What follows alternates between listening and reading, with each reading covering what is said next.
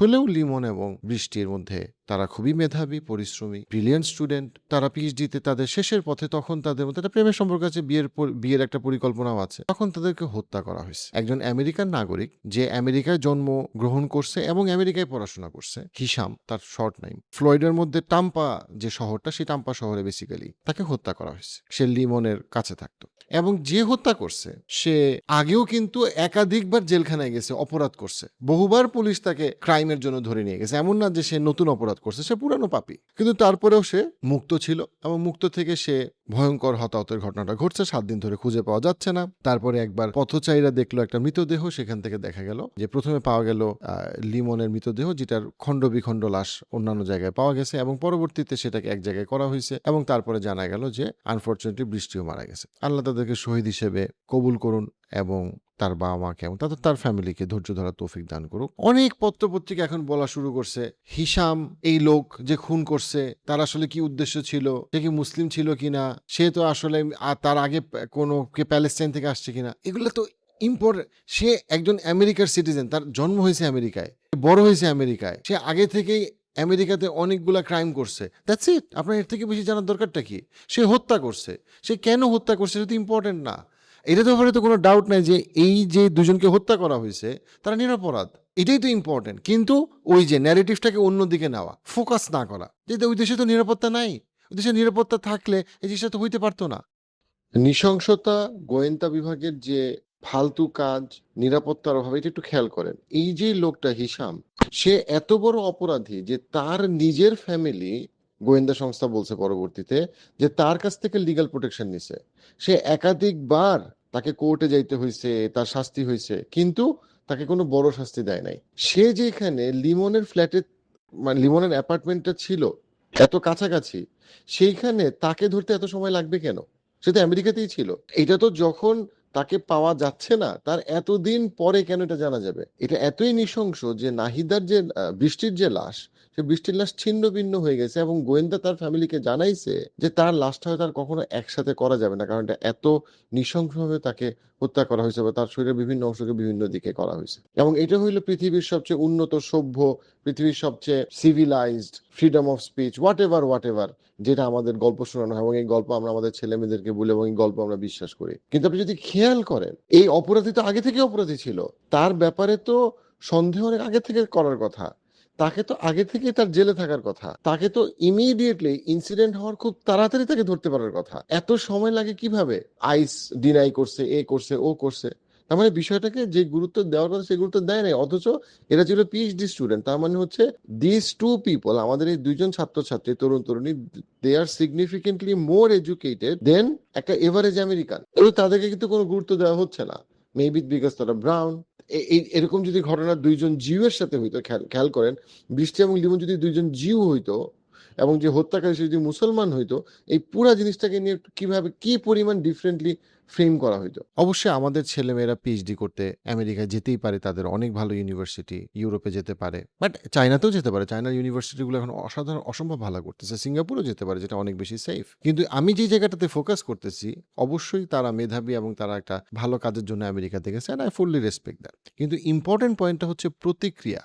আমি পাবলিক প্রতিক্রিয়ার কথাটা বলতেছি, এবং আমি আমাদের যে বুদ্ধিবৃত্তিক দাসত্ব এবং আমেরিকা এবং ইউরোপ কিভাবে আমাদেরকে দাস বানায় রাখছে, ওই জায়গাটাকে আমি নিয়ে আসতে চাই। কোনো ফেসবুকের অথবা পত্রিকার কমেন্ট সেকশনে কোথাও আপনি দেখবেন না যে আমেরিকার নিরাপত্তার কোনো প্রবলেম আছে, কোথাও না, কেউ এটা বলবে না, না, প্রশ্নই আসে না। খালি অবস্থাটা দেখেন। আজকে আজকে আমেরিকাতে এপ্রিলের 26 তারিখ ডোনাল্ড ট্রাম্পের করেসপন্ডেন্স ডিনার ছিল, যেটা খুবই প্রেস্টিজ একটা ডিনার, যেখানে ডোনাল্ড ট্রাম্প তার বউরে নিয়ে গেছে, আরো সবাই গুরুত্বপূর্ণ মানুষ গেছে। ওইখানে এক লোক শর্ট গান নিয়ে ঢুকতে গেছে এবং গুলি করে মারতে গেছে প্রেসিডেন্টে, এবং তখন প্রেসিডেন্ট তার বউরে নিয়ে ফালাইছে এবং ওই লোককে ঢুকাইছে। কিন্তু দেখেন, এই ডোনাল্ড ট্রাম্পই অন্তত 100 বার সাপোর্ট করে কি যে র্যান্ডম আমেরিকানরা গান নিতে পারবে। সে গান কন্ট্রোলার বিরোধিতা করে। যেই গান দিয়ে সে একবার গুলি খাইতে নিছিল, আবার এখন গুলি খাইতে নিছে। যেখানে আমেরিকার প্রেসিডেন্ট কেনেডি গুলি খায় মারা গেছে, যেখানে মানে গুলি নিয়ে এত প্রবলেম, মারণাস্ত্র নিয়ে এত প্রবলেম, সেই আমেরিকার প্রেসিডেন্টই অথবা আমেরিকার কোনো প্রেসিডেন্ট এটা বন্ধ করতে পারে নাই, কিছু প্রেসিডেন্ট বন্ধ করতে চায়ও নাই। কেন? কারণ এটা পয়সা বানায়। তারা অস্ত্র দিয়ে পয়সা বানাবে। এটা হচ্ছে তাদের সিভিলাইজেশনের মূল কথা। সে টাকা বাড়ানোর জন্য যেকোনো পরিমাণ ক্ষয়ক্ষতি, মানুষ হত্যা, ধর্ষণ, লুণ্ঠনকে সে স্বাভাবিক মনে করে। এবং এই সভ্যতাকে যদি আপনি ফলো করে নিজেকে সভ্য করার চেষ্টা করেন, আপনি যে অসভ্য হবেন এ ব্যাপারে কোনো সন্দেহ নাই। এবং আমরা আমাদের মেধাবীদেরকে ছোটবেলা থেকে উৎসাহিত করি, সে যাই করুক জীবনে সে যেন আমেরিকায় গিয়ে সেটেল করে। সে যেন আমেরিকানদের মতো হইতে পারে। যে বারাক ওবামার মতো কথা বলতে পারে। যেই বারাক ওবামার সময়ে হাজার, হাজার নিরীহ মানুষকে মধ্যপ্রাচ্যে হত্যা করা হইছে। আমেরিকায় মারা গেছে তো সম্মানের ব্যাপার। যাক বাবা এট লিস্ট আমেরিকায় মারা গেছে। হাবভাবটা এরকম। বাংলাদেশে তো আর মারা যায় নাই। মারাটা যেহেতু আমেরিকায় গেছে যাক বাবা এট লিস্ট সম্মানটা আছে। এরকম হাবভাবটা এরকম। কারণ আমরা তো দাস। আমরা তো অসভ্য দাস।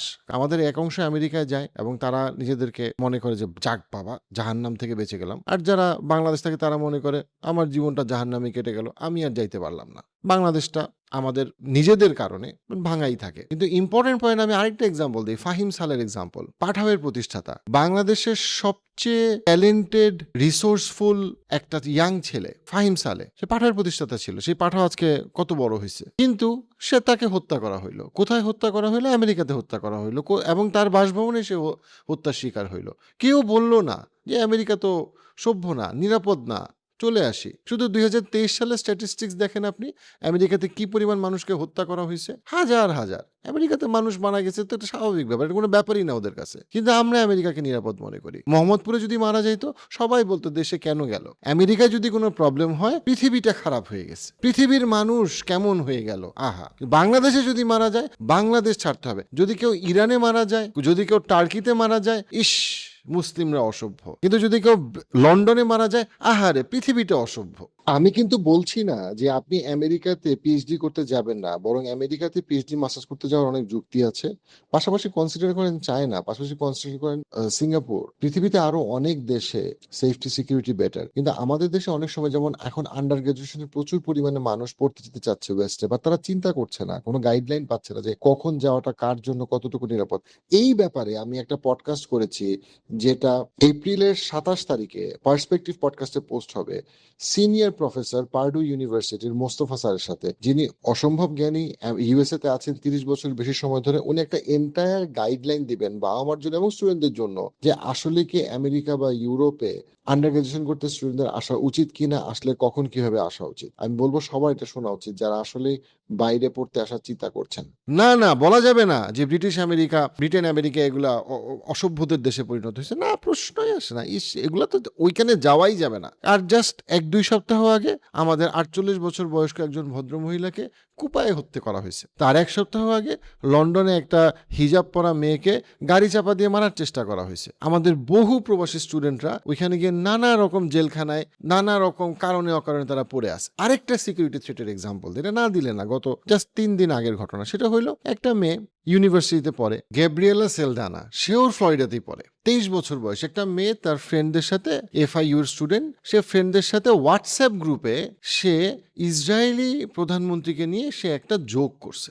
এই জোকটার জন্য তাকে কোর্টে আটকায় রাখছে, অ্যারেস্ট করা হয়েছে এবং পরবর্তীতে অনেক দিন ধরে তাকে নিয়ে কথাবার্তা চলতেছে। এবং যে জিউইশ জাজ এটাকে ছাড়তে রাজি না। হাসি মুখে সে মেয়েটাকে শাস্তি দেওয়ার পায়তারা করতেছে। হচ্ছে কি মানে বাক স্বাধীনতা চরমে আছে তারা। আমাদের দেশে আমাদের দেশে তো বাক স্বাধীনতা নেই, তাদের দেশে এত বাক স্বাধীনতা।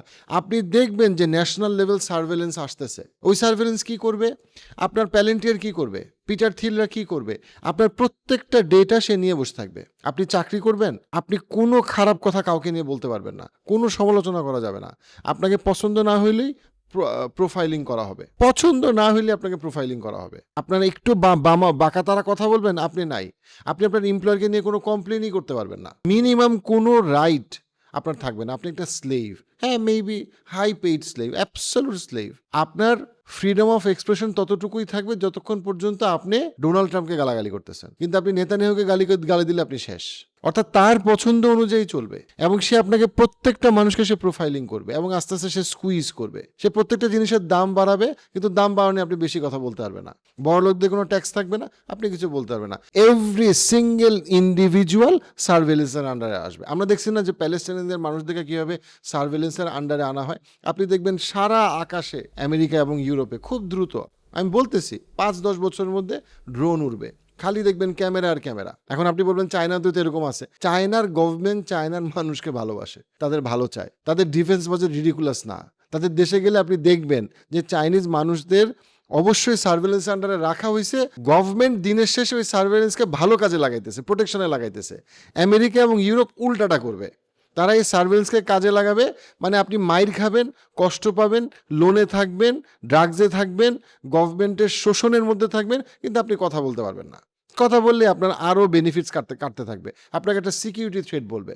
আমেরিকাতে এখন যত কিছু কথা বলা হচ্ছে, এভরিথিং আপনি খেয়াল করবেন, বলা হচ্ছে এটা একটা সিকিউরিটি থ্রেট, এটা সিকিউরিটি থ্রেট। দেখবেন যে যত কিলিং হয় প্যালেন্টিয়ারের শেয়ারের দাম বাড়ে। আরে অসাধারণ জিনিস, কি মানে এরা মানে ইবলিসও এদের কাছে কিছু না, ওই ইবলিস দুধ ভাত। প্যালেন্টিয়ারের শেয়ার বাড়ার জন্য আমেরিকায় এবং ইউরোপে সাধারণ মানুষের মৃত্যু, কনফ্লিক্ট, ইমিগ্রেন্ট হত্যা, ইমিগ্রেন্টকে ইমিগ্রেন্ট মারতেছে, এগুলো খুবই জরুরি বিষয়। কেন এগুলো হওয়া মানেই তখন তারা বলবে, সিনেটকে বলবে, কংগ্রেসকে বলবে যে দেখো দেশের মানুষের নিরাপত্তা নাই, আমাদের সার্ভেলেন্স বাড়াইতে হবে, আমাদের ক্যামেরা ঢুকাইতে হবে, সবাই প্রোফাইলিং করতে হবে, হালকা করে বাস মেরে দিতে হবে। এই যে গভর্নমেন্ট তাদেরকে তখন টাকা দিবে, বিশাল বিশাল টাকা দিবে, গভর্নমেন্ট কন্ট্রাক্ট দিবে। আপনি খেয়াল করেন ইরানে যে স্কুলটাকে আক্রমণ করা হলো, যে স্কুলটা কেন করা হয়েছে, এটা জাস্টিফিকেশনটা কি দিছে আলটিমেটলি আমেরিকা? কেউ পড়ছেন, কেউ জানেন যে এই যে মিনাবে যে স্কুলটা, যেখানে 168 জন বাচ্চা যাদের বয়স 7 থেকে 12 তাদেরকে যে হত্যা করা হলো, এই হত্যার জাস্টিফিকেশনটা আসলে আমেরিকা আলটিমেটলি কি দিল? আমি আপনাকে বলি কি দিল। তারা যেটা বললো যে এইখানে প্যালেন্টিয়ার এবং অ্যানথ্রপিক এই দুইটা কম্বাইন করে মিলিটারি ইন্টেলিজেন্স কাজ করতেছিল, অর্থাৎ দুইটা এআই কোম্পানি। তারপরে চিন্তা করেন এই এআই কোম্পানিরা কি পরিমাণ টাকা খাইছে পেন্টাগন থেকে। যে পেন্টাগনের টাকাটা বাই দেবে, জাস্ট মনে করাই দেবে এটা পাবলিকের টাকা, আমেরিকান পাবলিকের টাকা। আচ্ছা, এখন প্যালেন্টিয়ার এবং অ্যানথ্রপিক জয়েন্টলি যে ইনফরমেশনটা তাদেরকে দিচ্ছিল রিয়েল মানে লোকেশনের উপরে, সেই ইনফরমেশনটা তারা ভুল করছে। তারা বলছে যে এটা একটা মিলিটারি সাইট। মানে এই মিনাবে যে স্কুলটা, যে এলাকায় মিনাব এলাকায় যে স্কুলটা ইরানে, এই স্কুলটাকে অ্যানথ্রপিক এবং প্যালেন্টিয়ার যে ডাটা দিছিল সেটার কনক্লুশনটা যেটা আমেরিকান মিলিটারির কাছে আসছে সেটা হচ্ছে এইটা আসলে একটা কি জিনিস, এটা আসলে একটা ইরানিয়ান মিলিটারি বেজ। ওরা ভাবছে ওরা প্রথম যে আক্রমণটা করলো এইটা একটা মিলিটারি বেজে আক্রমণ করছে, কিন্তু আসলে এটা পরবর্তীতে দেখা গেল একটা বাচ্চাদের স্কুল। এখন বলেন তো শিক্ষিত মানুষেরা, এইটার জন্য প্যালেন্টিয়ার অথবা অ্যানথ্রপিকের কি বিচারটা হবে? কি বিচার হবে ভাইয়া?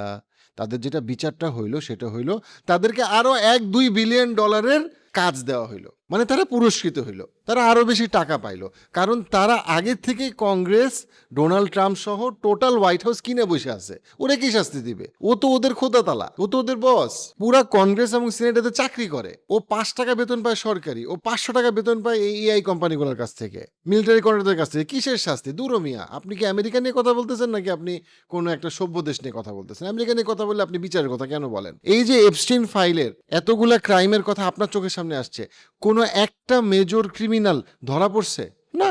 কেন ধরা পড়বে? তারা তো ধরা পড়বে না। তারা যদি মুসলিম ইমিগ্রেন্ট হতো তাহলে তারা ধরা পড়তো। অ্যান্ড ওই দেশটার নিরাপত্তা নিয়ে প্রশ্ন করলে মানুষজন বলে, ও আপনি তার মানে বলতে চাচ্ছেন বাংলাদেশ খুব ভালো? আমি তো বলিনি বাংলাদেশ খুব ভালো।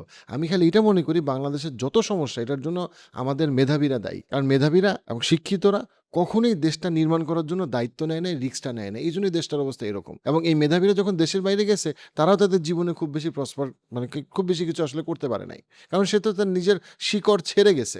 আমরা আসলে আমাদের দেশের অপরচুনিটি ছিল, আল্লাহ আমাদেরকে রিসোর্স দিচ্ছে, আল্লাহ আমাদেরকে বুড়িগঙ্গা দিচ্ছে, আমরা মেরে ফেলছি। আল্লাহ আমাদেরকে উর্বর মাটি দিচ্ছে, আমরা কাজে লাগাই নাই। আল্লাহ আমাদেরকে মেধাবী দিচ্ছে, সেই মেধাবীরা দেশ ছেড়ে চলে গেছে।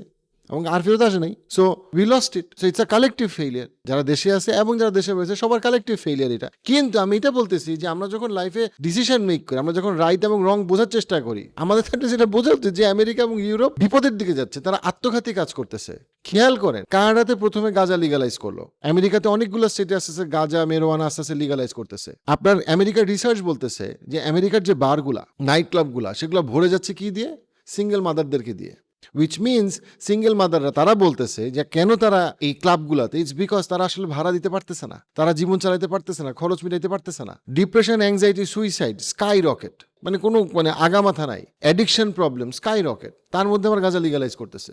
আপনার তার মধ্যে হচ্ছে গিয়ে যেখানে পাবলিক হেলথ এবং পাবলিক এডুকেশনে খরচ করার কথা, আপনি শুধুমাত্র একটা স্টাডি দেখেন আমেরিকার যে কোনো সার্ভেতে, আপনার আমেরিকার বস্তিবাসীর সংখ্যা কি পরিমাণ বাড়তেছে, হোমলেসনেসের পপুলেশন কি পরিমাণ বাড়তেছে। তার মধ্যে আবার কি আমেরিকান সিটিজেনরা সহজেই আর্মস গান নিতে পারতেছে, সেক্স ট্রাফিকিং করতে পারতেছে, এই ব্যবসাগুলো চলতেছে। আপনার ডিভোর্স রেট ওটা নিয়ে তার কথাই বলা যাবে না। আপনার বাচ্চারা বিশাল একটা অংশ, মোর দেন 30% বাচ্চা আজকে আমেরিকাতে বড় হইতেছে যারা ইদার বাবা নাই অথবা মা নাই। এখন এই সমাজের কি হবে? তার কাছে বন্দুক আছে, তার home loan, student loan, credit card loan, এবং তার মধ্যে সে দেখতেছে তার পলিটিশিয়ানরা deeply corrupted. Donald Trump already বলছে 1 ট্রিলিয়ন থেকে আমাদের ডিফেন্স বাজেট 1.4 ট্রিলিয়ন করা উচিত। শুধুমাত্র ডিফেন্স বাজেট বাড়তেছে আর সব কিছু কমতেছে। আরেকটা জিনিস না বললে না, যে মাইক্রোসফট রিসেন্টলি 9,000 চাকরি খাইলো, মেটা অলরেডি 10% এমপ্লয়ীদেরকে সরাইতে যাচ্ছে, which is a huge number, এবং গত বছর থেকে এখন পর্যন্ত টোটাল মোর দেন 50,000 টপ জব বাদ, এবং বলা হচ্ছে আরো বাড়বে। এটার সোশ্যাল ইম্প্যাক্ট কি? এটা তাদের কিছু যায় আসে না, তাদের কোম্পানিদের টাকা বানাইতে হবে, তারা টাকা বানাইতেছে। এতজনের চাকরি খাওয়ার পরে দেশের মানুষের কি হবে, দেশের নিরাপত্তার কি হবে? তারা তো চাচ্ছে দেশের নিরাপত্তা খারাপ হোক। ঠান্ডা মাথায় ফোকাস করেন। ক্যালিফোর্নিয়াতে এপ্রিলের 10-11 তারিখে কি হইল? এক ভদ্রলোক অন্টারিওতে, সে কেমিলি ক্লার্কের একটা পেপার ওয়্যার হাউসে আগুন লাগাই দিল। কেন? কারণ সে দাবি করছে যে যথেষ্ট পরিমাণ পেমেন্ট তাকে করা হচ্ছে না, যেটা দেশে জীবন চালাইতে পারে, এবং তাতে প্রায় $600 মিলিয়ন ডলার ড্যামেজের কথা এখানে বলা হয়েছে। এখন কিম্বারলি ক্লার্কের কি আসলে কোনো ক্ষতি হইল? কোনো ক্ষতি হয়নি, কারণ ওদের যে লজিস্টিক্স, ওদের যে ওয়্যার হাউস, সবকিছুই ওরা থার্ড পার্টির কাছে আউটসোর্স করা। ওরা তো ইন্টেলেকচুয়াল প্রপার্টি, ওদের তো ব্র্যান্ড ভ্যালু, ওইটাই ওদের মেইন প্রপার্টি। ওদেরকে তো আপনি টাচ করতে পারবে না। ওরা অলরেডি এসব বড় বড় মেগা কোম্পানি অলরেডি ওদের অ্যাসেট অন্যদিকে নিয়ে সরে নিয়ে বসে আছে। ওদের এখনকার যে মেগা কোম্পানি, যেমন লেটস ওপেন এআই অথবা মাইক্রোসফট, ওরা তো কোনো অফিসে আসলে নাই। ওদের অফিস পুরাইলে তো ওদের কিছু হবে না। ওরা অলরেডি ওদের টাকা পয়সা এমন জায়গায় নিয়ে গেছে যেখানে আপনি তাদের ধরা ছোঁয়ার বাইরে। এরা তো সব ইন্টেলেকচুয়াল প্রপার্টি দিয়ে খেলে, এদের তো সম্পদ অদৃশ্য, আপনি এটাকে ধরতে পারবেন না। আপনি এটাকে পুরাইলেন, আলটিমেটলি আপনারই ক্ষতি হবে। ওই প্রপার্টির ড্যামেজ হবে, আলটিমেটলি পাবলিকের গাড়ি এসে পড়বে ঘুরতে ঘুরতে। সো সিস্টেমটা এমন, যে কর্পোরেশন গুলা আগে যেখানে একটা স্যালারিতে একটা মিডল ক্লাস আমেরিকান ফ্যামিলি চলতে পারতো, এখন 3টা স্যালারি লাগে। কেন? এখন সাইড হাসেল বাধ্যতামূলক হয়ে গেছে জীবন চালানোর জন্য নিউ ইয়র্কে। কারণটা হচ্ছে গিয়ে যে আপনার স্যালারি কম্পেয়ার টু আপনার খরচ, প্রপোর্শনটা এত বৈষম্য যে আপনার এখন 3টা চাকরি লাগে। এবং সেই ফ্রাস্ট্রেশন থেকে এই লোকটা ক্যালিফোর্নিয়াতে আগুনটা লাগাইছে, এবং তাকে ভিলেন হিসেবে দেখানো হইতেছে। এবার আপনি যদি দেখেন জীবনের মানের সিচুয়েশন, যে গত 40 বছরের জীবনের মান কোথায় নেমে আসছে। বাংলাদেশ আগে থেকেই গরিব ছিল, বাংলাদেশের সাথে তার তুলনা করলে জীবনও হবে না। মানে আপনাকে বিষয়টা চিন্তা করতে হবে যে আমেরিকাতে এই জিনিসগুলো ইন্ডিকেট করে দ্যাট আমেরিকার সিভিল আনরেস্টের দিকে কিভাবে চলে যাচ্ছে। এবং এই সব কিছুকে যখন আপনি কম্বাইন করেন, তাদের drug problem, family break problem, mental health problem, addiction problem, sex trafficking problem, এবং সবচেয়ে বড় কথা ফাইন্যান্সিয়াল প্রেশার, তার স্টুডেন্ট লোন, তার কার লোন, তার হাউস লোন, তখন আপনি বুঝতে পারেন এখানে ক্রাইম হবেই, এখানে পাবলিককে মারা শুরু করবেই। বিকজ এই পরিমাণ প্রেশার, সাইকোলজিক্যাল প্রেশার, এটা নিতে পারবে না। এবং তাদের মধ্যে তাদের জন্য বন্দুক কেনাটা সহজ। It's just a time bomb, ticking time bomb. এবং তার মধ্যে কর্পোরেশনরা আছে কত বেশি এক্সপ্লয়েট করে, পাবলিকের থেকে এক্সট্রাক্ট করে, পাবলিককে ম্যানিপুলেট করে, পাবলিকের থেকে ওই যে কলোনাইজেশন ইজ কামিং হোম, যে তার থেকে কি পরিমাণ জুস নিয়ে যাওয়া যায়, যেটা আফ্রিকা থেকে করছে, যেটা ইন্ডিয়াতে, গ্রেট ইন্ডিয়া থেকে করছে, যে কি পরিমাণ রিসোর্স এক্সট্রাক্ট করে এখান থেকে নিয়ে সে তার মতো পৃথিবীর যে কোনো প্রান্তে নিয়ে যাবে, যেটা একটা tax haven. That is what is happening. প্যালেন্টিয়ারের সিইও অ্যালেক্স কার্প, প্যালেন্টিয়ার তো সেই কোম্পানি যেটা মডার্ন টাইমের টেক ফেরাউন। এই কোম্পানিতে যখন তারা ঘোষণা করলো যে তারা আসলে এই প্লুরালিজমের বাইরে যেতে চায়। তারা যখন বলল যে তারা আসলে ডেমোক্রেসির বাইরে আস্তে, আস্তে চলে যেতে চায়। তারা আসলে ফ্যাসিজমের দিকে চলে যেতে চায়। তারা সমস্ত ক্ষমতার সেন্ট্রালাইজেশন চায়।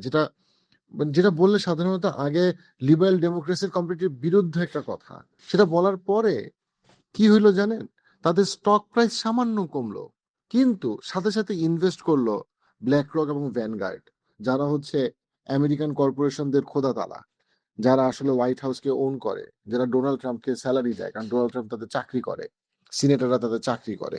অর্থাৎ আমেরিকা যাচ্ছে একটা ফ্যাসিজমের দিকে, আমেরিকা যাচ্ছে একটা অটোক্রেসির দিকে, ডেমোক্রেসির দিকে না, যেখানে আমেরিকান কর্পোরেশনরা যা চাবে, যেমনে চাবে, প্যালেন্টিয়ার যা বলবে এবং ব্ল্যাক ভ্যানগার্ড যা করবে তাই হবে।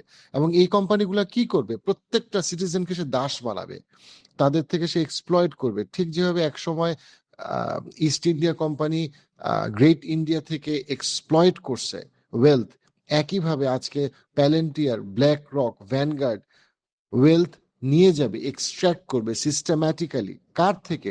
ব্রিটিশ এবং আমেরিকার সিটিজেনদের থেকে। তাই হতে যাচ্ছে। এবং তারপরেও দেখেন, এত ভয়ঙ্কর একটা কোম্পানি যা জঘন্য কাজ করতেছে, তাদের স্টক মার্কেটের অবস্থাটা দেখেন। অ্যানালিস্টদের কনসেনসাস হচ্ছে যে এখন প্যালেন্টিয়ারের স্টক কেনা খুবই বুদ্ধিমানের কাজ। তার মানে প্যালেন্টিয়ার ব্যবসা করবে, খুব ভালো ব্যবসা করবে, প্যালেন্টিয়ারের স্টকের দাম আসলেও বাড়বে। কিন্তু ওই স্টকের দাম বাড়বে, ওই ব্যবসাটা কি? ব্যবসাটাই হচ্ছে এক্সপ্লয়েট, এক্সট্রাকশন। ব্যবসাটাই হচ্ছে গিয়ে লুটপাট। ব্যবসাটাই হচ্ছে গিয়ে যে জঘন্য মানুষকে যতভাবে এক্সপ্লয়েট করে ওয়েলথটাকে সেন্ট্রালাইজ করা যায়। আরো যুদ্ধ লাগবে রে ভাই, আরো সার্ভেলেন্স লাগবে, আরো মানুষকে টর্চার করা লাগবে, আরো বম্বিং লাগবে। এগুলো হইলেই আরো ড্রোন শট লাগবে, সাধারণ মানুষকে হত্যা করা লাগবে। সে গাজায়ও যেমন সত্যি, আমেরিকাতেও তেমন সত্যি। এবং এটা নিয়ে তো প্যালেন্টিয়ার ব্যবসাটা বানায়। এখন আপনার অর্থনীতি ভালো সিদ্ধান্ত প্যালেন্টিয়ারের স্টক কেনা, আর আপনার জীবনের ঝুঁকি বানাবে হচ্ছে গিয়ে প্যালেন্টিয়ার। আপনি যাবেন কই? এই দুইয়ের মাঝখানে আপনি হচ্ছেন আমেরিকান সিটিজেন, আপনি সত্যিকার অর্থে হস্টেজ, আপনি একটা জেলখানায় আছেন যেখানে আপনি ফ্রি না। দিস ইজ দ্য থিং যেটা আমেরিকার মানুষ, যে আমেরিকার গভর্নমেন্টের কাছে হস্টেজ, যেটা তারা বোঝে না। এবং এটা আমরা বাংলাদেশিরা কেন বুঝে না, আমি এটা বুঝি না। এটা তো একটা সিম্পল ব্যাপার যে colonisation is coming home. Colonisation is coming home, কথাটা একটু বোঝার চেষ্টা করেন। Colonisation is coming home. যেই আমেরিকা এবং ইউরোপ আফ্রিকায় কলোনাইজ করছে, মিডল ইস্টকে কলোনাইজ করছে, ফাইন্যান্সিয়ালি, মিলিটারিলি, যে শুধুমাত্র 1830 সাল থেকে 1920 সালের মধ্যে কোটি কোটি মানুষ দুর্ভিক্ষের কারণে যে মারা গেছে, এটার জন্য সরাসরিভাবে ব্রিটিশ এম্পায়ার দায়ী। কোটি কোটি মানুষ। এই মহান সিভিলাইজেশন যখন ইরানে বাস খাইছে, আফগানিস্তানের যুদ্ধে পারে নাই, একটা হামাসকে তারা শেষ করতে পারেনি, একটা ছোট বাহিনীকে। তারা যখন আলটিমেটলি ইরাকের মানুষের কাছে ইরাকের গভর্নমেন্ট দিয়ে দিতে হয়েছে, সিরিয়াতে লাস্ট ফোর্স চলে গেছে, যখন কাতার, সৌদি আরব সহ সবাই আমেরিকান বেস থেকে বের হয়ে যাচ্ছে এবং তারা পাকিস্তান বা অন্যদের সাথে ডিল করতেছে, বা পাকিস্তানের পিছনে চায়না আছে, সেটা অন্য ভিডিওর ব্যাপার। এখন তারা তো কলোনাইজ করবেই। That is the only way they know how to manage their finances. তারা কলোনাইজেশন ছাড়া কোনো কিছু দিয়ে পৃথিবীতে শাসন করে নেই কখনো। এটা তাদের ইতিহাস না। আপনি অস্ট্রেলিয়া, কানাডা, আমেরিকার, ইউরোপের যেদিক থেকে ইতিহাস পড়েন, তারা লুণ্ঠন এবং গণহত্যা, দুর্ভিক্ষ, এক্সপ্লয়টেশন, এইটার মাধ্যমে তারা তাদের সিভিলাইজেশন শুরু করছে, সিভিলাইজেশন চলছে, এভাবে তারা ভবিষ্যৎকে চিন্তা করে। প্যালেন্টিয়ার, পিটার থিল, আপনি তাদের লেখাটা পড়েন, তারা বলে দিচ্ছে তারা কি করবে। এখন তারা যেহেতু পৃথিবীকে কলোনাইজ করতে পারতেছে না, এখন তারা তাদের দেশের মানুষকে কলোনাইজ করবে। আপনি দেখবেন ইউরোপকে ধাক্কা দিয়ে যুদ্ধে আরো ঠেলা হবে, ফিনল্যান্ড, পোল্যান্ড এগুলোকে যুদ্ধের দিকে নেওয়া হবে। উই নিড টু আন্ডারস্ট্যান্ড যে ভাই ঠিক আছে, আমি আমেরিকাতে পিএইচডি করতে গেছি, পড়াশোনা করতে গেছি, কাজ করতে গেছি, রিসোর্স পাইছি। কাম ব্যাক টু দ্য উম্মা। আপনি উম্মাতে ইনভেস্ট করেন, টার্কিতে ইনভেস্ট করেন, ওমানে ইনভেস্ট করেন। Oman is a fantastic place. সামনে ইনশাল্লাহ ওমান নিয়ে ভিডিও করবো। বাট আমি বলতাম মালয়েশিয়াতে ইনভেস্ট করেন। আর যদি আপনি বাংলাদেশে ইনভেস্ট করতে চান, অবশ্যই বাংলাদেশের নির্মাণের দায়িত্ব আমাদের সবার। চেষ্টা করি, কিন্তু একটু বোঝার চেষ্টা করেন যে এই আমেরিকা এবং ইউরোপের ওই একই গল্প, ওই একই ফ্রিডম অফ স্পিচের গল্প আর কত শুনবেন ভাই? তো মিথ্যা গল্প। আর কতদিন লাগবে আপনার বুঝতে? কেন আপনি মনে করেন আমেরিকার সরকার সব কিছুর পরেও, ব্রিটেনের সরকার সব কিছুর পরেও আপনাকে প্রোটেক্ট করবে, আপনার ছেলে মেয়েকে প্রোটেক্ট করবে? কি দিয়ে প্রোটেক্ট করবে? কিন্তু তাদের নিজেদের ছেলে মেয়েকে প্রোটেক্ট করতে পারতেছে না। করতে পারলে তাদের হোমলেসের পপুলেশন বাড়তেছে কেন? ড্রাগ প্রবলেম বাড়তেছে কেন? কোন প্রবলেমটা কমতেছে? আপনি উল্টা কোয়েশ্চেন করেন, কোন প্রবলেমটা কমতেছে? হেদায়েতের মালিক আল্লাহ, হেদায়েতের মালিক আমি না। আল্লাহ আমাদের সবাইকে হেদায়েত দেখ।